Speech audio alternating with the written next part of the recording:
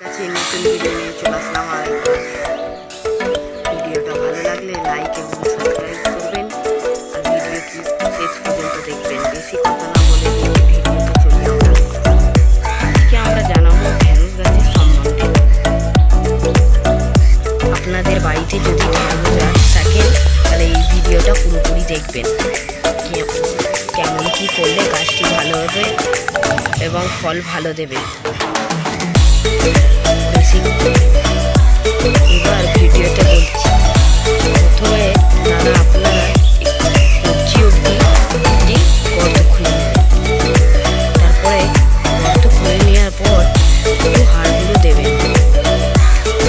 হাড়গুলো দেওয়ার পর তারপরে মাটিটাকে আস্তে আস্তে চাপা দিয়ে দেবেন। চাপা দিয়ে তারপর জল দিয়ে দেবেন। আমার কাছে সম্পূর্ণ নেই, গাছটি হয়ে গেছে তারপরে ভিডিওটা বানাচ্ছি।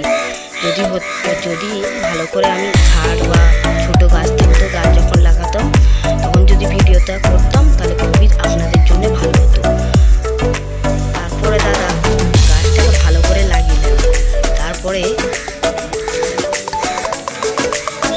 12 দিন পর দেখবেন আপনাদের গাছ এরকম ঠিক হবে।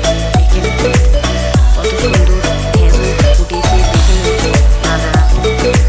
ভিডিওটা ভালো লাগলে লাইক এবং সাবস্ক্রাইব করুন।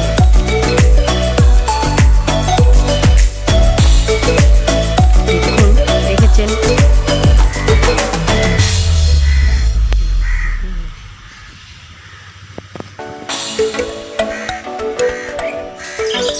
দেখুন বন্ধুরা, আমাদের ঢেঁড়স গাছে কত সম্বন্ধভাবে ঢেঁড়স ফুটেছে।